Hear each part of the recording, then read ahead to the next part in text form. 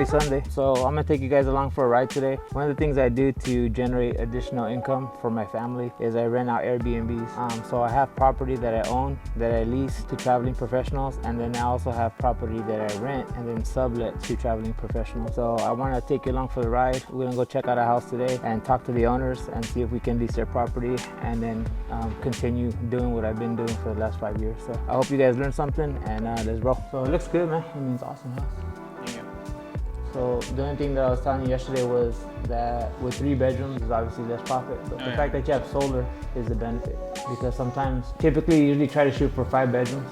Yeah, 100%. 5 bedrooms with solar is like the key, but 3 bedrooms with solar will still make money. I'm thinking like estimate about $1,000 to max $1,500 a month profit after everything's paid. Yeah. I had a 3 bedroom before that I rented out. The owner ended up selling it like a year and a half ago, 2 years ago.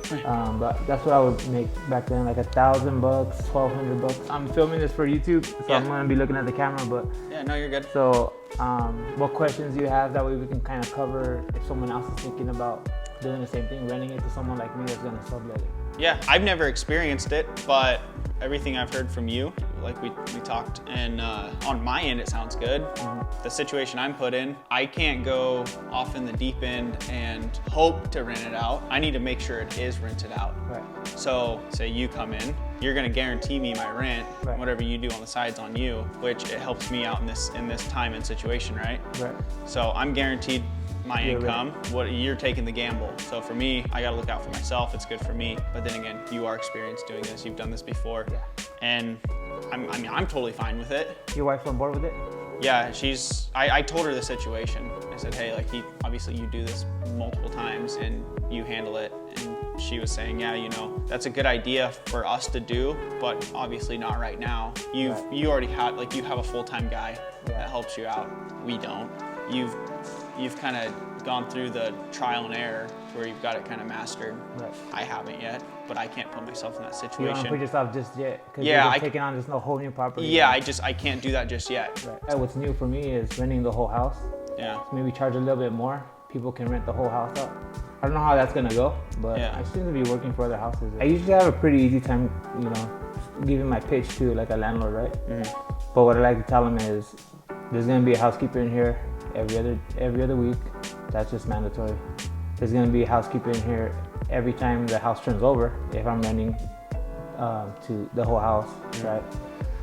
So there's always gonna be eyes on the property, right? The gardener's gonna be here, the exterminator's gonna be here. Yeah. So, and then I was thinking, we set the contract like on January 15th to give you guys some window. I don't know if anything's gonna happen with that. Yeah, I gotcha. Yeah. We just started on the 15th. Okay.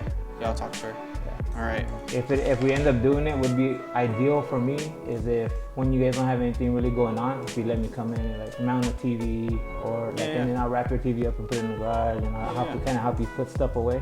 For sure. Or like order appliances, ship them and store them in your garage. That way I don't have to move them twice. Like, no, I gotcha. Super helpful for me. Okay. So fam, so this is take 9. So I just want to leave this in here, let you know that I don't get these on the first try usually.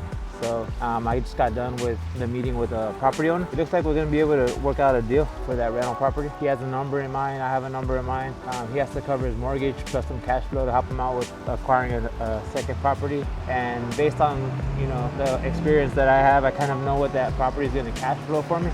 So I'm thinking roughly I'll clear about $800 to $1,000 profit a month, which isn't bad, you know, for just implementing the same processes that have been working for me over the last 5 years doing what I'm doing. So hopefully it works out. He's gonna talk to his wife about it, and if she's on board, then we'll sign the lease and I'll have that property within 30 days. And the next step will be to furnish it and get it ready to rent. If you guys like this information, just if you have further questions, just hit me up, DM me on Instagram at People Making Progress, or leave a comment or a question on the video below and we'll get them answered for you.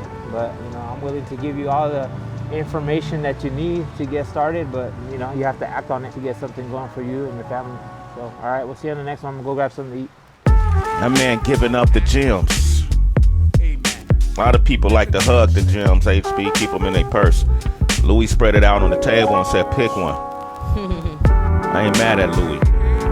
And the church say amen, citizens. Sway